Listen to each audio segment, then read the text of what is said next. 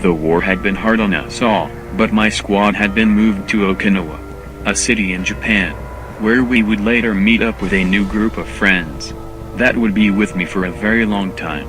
A very long time.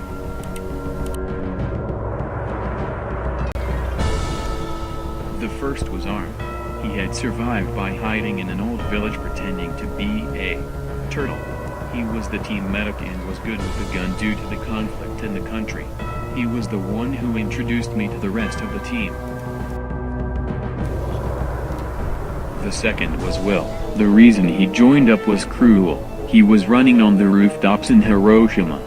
Parkour, in the eyes of the Emperor, is a crime. His friend Sam was shot right off the rooftops. I guess he joined for revenge. The third was Jack, owning a pizzeria. His family was murdered in a fire. When he checked to claim the life insurance, it was all gone. And so was the mysterious lodger that had lived there for too long.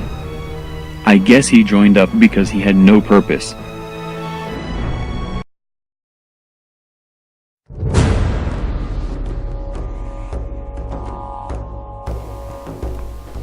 Finally there was Turner, the team leader. He used to be a strike division until he was moved down for a failed mission. His friend and him were target practice for the Nazis' new secret weapon, the Commando Division. His friend didn't make it.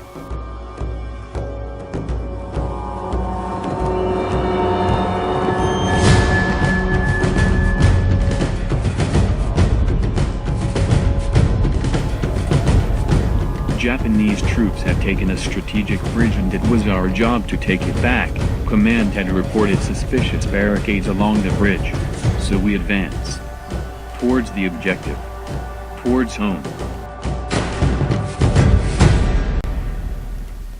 We could see the destruction of our bombers. Joey hated every bit. He kept shouting at Turner, saying things like, "It's you high-ranking troops that put the locals through shit like this."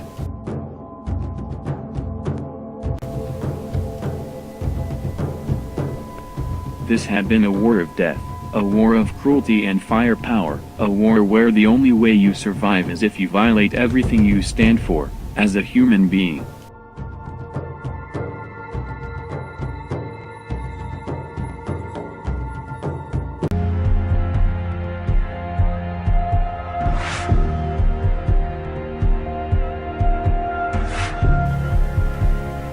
Our nation was in chaos, changing from hand to hand as we battered each other till there was nothing left, till all that remained was a few fields and a body pile the size of Deutschland itself.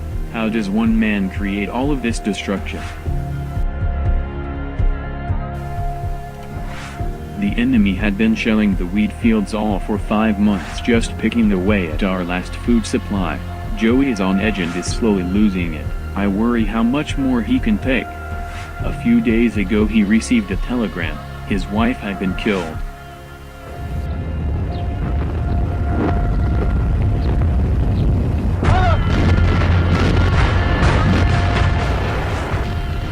The next day when the shelling had began, he was nowhere to be seen.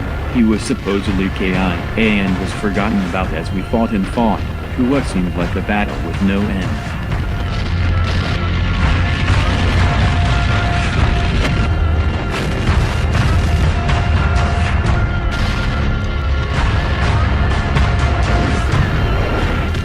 Eventually our tanks pushed them back, winning us the battle. However, after the battle is the hard part. We had been selected to the firing squad for the group of traitors that had collaborated with the Nazis.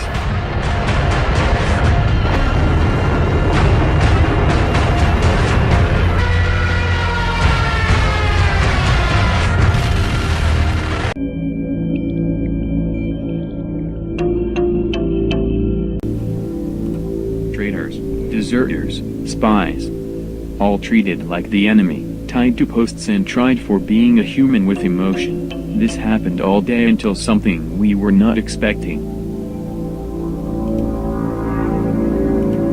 Joey had been captured and was presented in front of us. When the time came, none of us aimed for him and purposely missed. However, when we fired, he still fell. One of us did fire at his heart, but none of us knew who.